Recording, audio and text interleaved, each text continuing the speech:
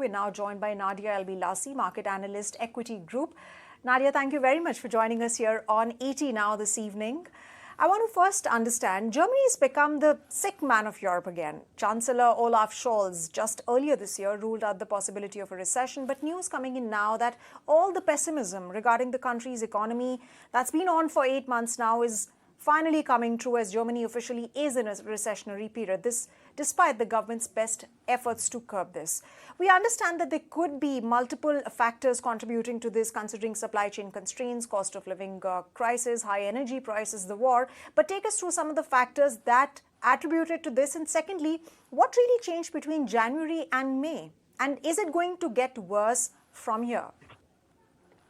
Nadia. Hi, so definitely the GDP numbers projected a very grim outlook for the rest of Europe as well. So we've seen that the drawdown is two consecutive contractions, meaning that we have indeed entered a recession.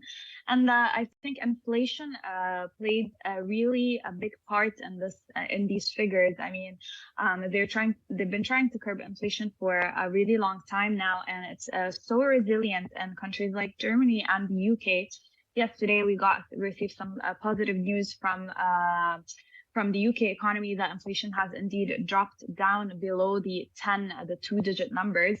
However, with still rising inflation and the energy crisis really weighing on this sector of the continent, it's really affecting the GDP numbers as well. Obviously, with high inflation and high housing costs and the energy crisis, it's all played a part, including the banking crisis, which also spurred a lot of fear into the economy. So I think also the banking crisis had a lot to do with what's going on in Germany right now as well. Right, Nadia, but when you mention damage, when you say that there was a bit of positive news that just come a day before, just yesterday, on the UK, what does this news really mean for the rest of economies in Europe? And what's the kind of damage that we're likely to see?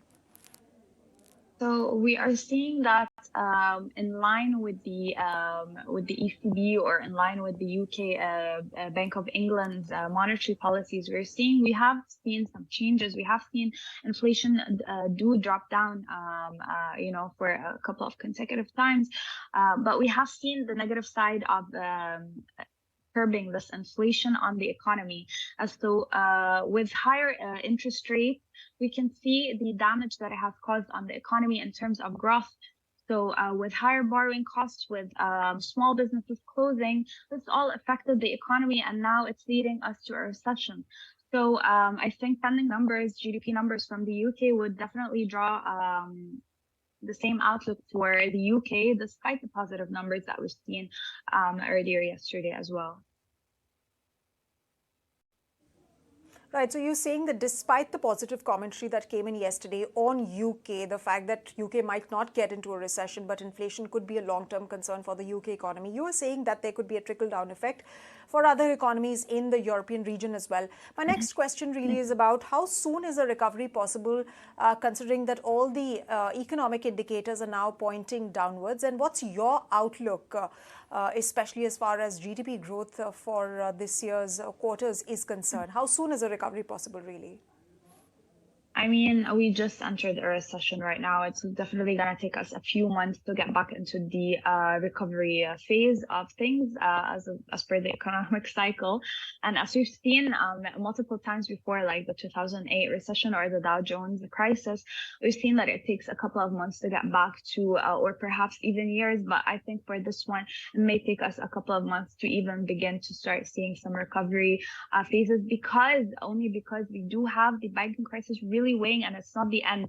We've seen a very big a large domino effect from the banking crisis, and we're still anticipating some downside movements there, or at least some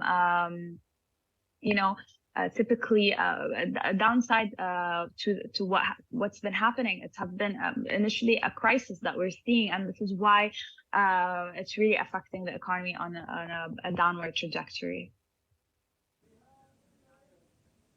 All right, Nadia, thank you very much for joining us with your perspectives.